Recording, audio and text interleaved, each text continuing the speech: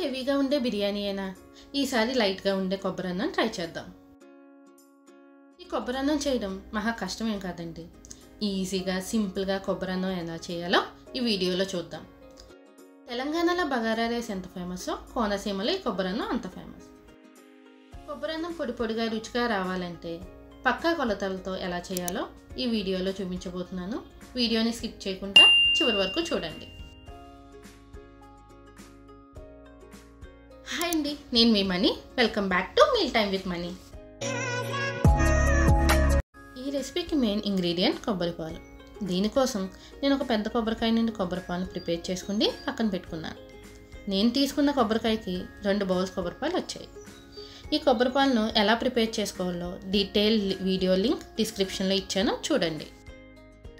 ముందుగా ఒక కుక్కర్లో 5 టేబుల్ స్పూన్ల ఆయిల్ వేసుకుని ఆయిల్ని బాగా వేడి చేసుకోవాలి. ఆయిల్ బాగా వేడయ్యాక దీనిలోకి బిర్యానీ మసాలా దినుసులు వేసుకుని బాగా ఫ్రై చేసుకోవాలి.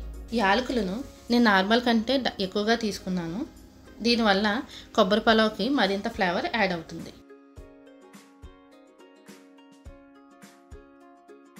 ఈ మసాలా దినుసులు ఫ్రై అయ్యాక దీనిలోకి సన్నగా కట్ చేసి పెట్టుకున్న ఉల్లిపాయ ముక్కలు వేసి 1 నిమిషం కలుపుకుంటూ ఫ్రై చేసుకోవాలి.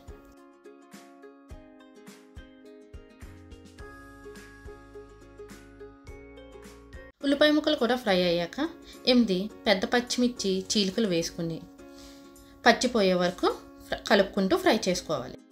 ఈ రైస్కి స్పైసీ మొత్తం పచ్చిమిర్చి నుంచి వస్తేనే బాగుంటుంది, కారం యూజ్ చేసే కంటే.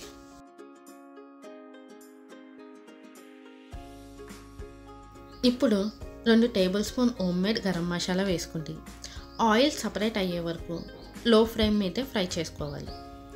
మంట ఎక్కువైతే మసాలా త్వరగా అడుగుపడుతుంది.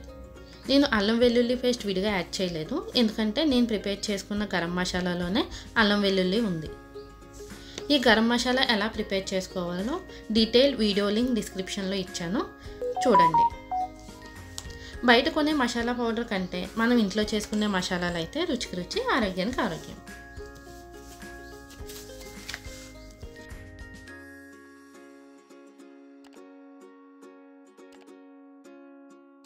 ఈ కొబ్బరన్నానికి మరింత ఫ్లేవర్ యాడ్ చేయడానికి గుప్పుడు కొత్తిమీర, గుప్పుడు పుదీనా వేసుకుని 1 నిమిషం ఫ్రై చేసుకోవాలి. మీకు ఇంగ్రీడియంట్స్లో కానీ మెషర్మెంట్స్లో కానీ ఏదైనా డౌట్ లేదా కన్ఫ్యూజన్ ఉంటే వీడియో ఎండింగ్లో ఇంగ్రీడియంట్స్ దాని మెషర్మెంట్స్ క్లియర్గా మెన్షన్ చేశాను, చెక్ చేసుకోండి. ఇప్పుడు దీనిలోకి 1 టీ స్పూన్ పసుపు, 1/2 టీ స్పూన్ కారం, రుచికి తగినంత ఉప్పు వేసుకుని ఒకసారి బాగా కలుపుకోవాలి.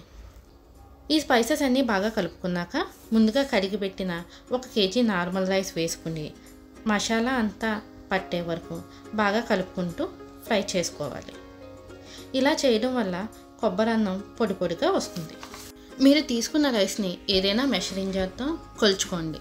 దీనివల్ల మనకు కొబ్బరి పాలు ఎంత కొలతతో తీసుకోవాలో ఈజీగా అర్థమవుతుంది.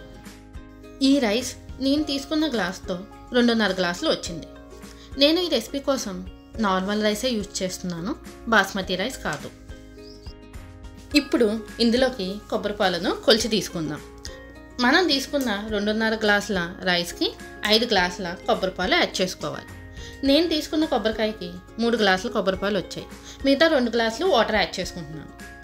కొబ్బరన్నం టేస్టీగా రావాలంటే 1 గ్లాస్ రైస్కి కనీసం 1 గ్లాస్ కొబ్బరి పాలు ఉండేలా చూసుకోవాలి. అంతకంటే తక్కువ కొబ్బరి పాలు ఉంటే ఫ్లేవర్ సరిగ్గా తెలియదు. ఇప్పుడు కొబ్బరి పాలని రైస్ని ఒకసారి బాగా కలిపి ఒకసారి ఉప్పు సరిపోయిందో లేదో చూసుకుని, ఉప్పు సరిపోకపోతే మీ రుచికి తగినట్టు ఉప్పు యాడ్ చేసుకోండి.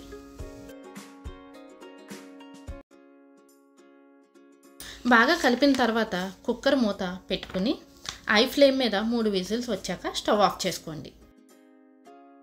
కుక్కర్ ప్రెషర్ అంతా పోయేంత వరకు ఉంచి కొంచెం చెమ్మారిపోయాక పొడి పొడి కొమ్మని కొబ్బరన్నాన్ని ప్లేట్లో కానీ బౌల్లో కానీ సర్వ్ చేసుకోండి. అంతేనండి, ఎంతో రుచికరమైన కొబ్బరన్నం రెడీ.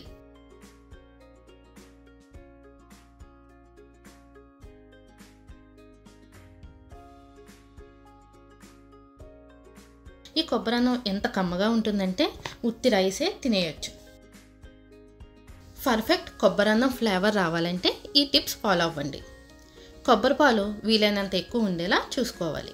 యాలకులు నార్మల్గా కంటే డబల్ తీసుకోవడం వల్ల యాలకులు కొబ్బరి పాలతో కలిసి మరింత ఫ్లేవర్ యాడ్ చేస్తుంది. ఈ రైస్కి కారం, మసాలాలు వీలైనంత తక్కువ వాడుకోవాలి. లేదంటే ఈ మసాలా ఫ్లేవర్ కొబ్బరి ఫ్లేవర్ని డామినేట్ చేస్తుంది. నేను చెప్పిన టిప్స్ అన్నీ ఫాలో అవుతూ చేస్తే ది బెస్ట్ కోనసీమ కొబ్బరన్నం ప్రిపేర్ చేసుకోవచ్చు.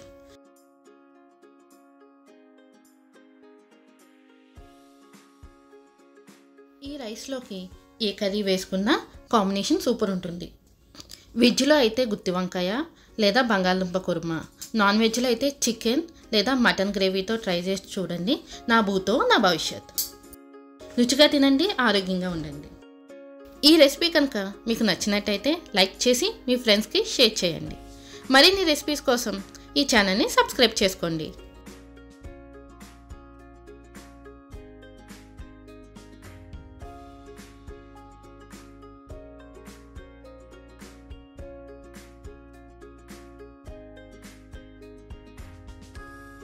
Please like, share, subscribe.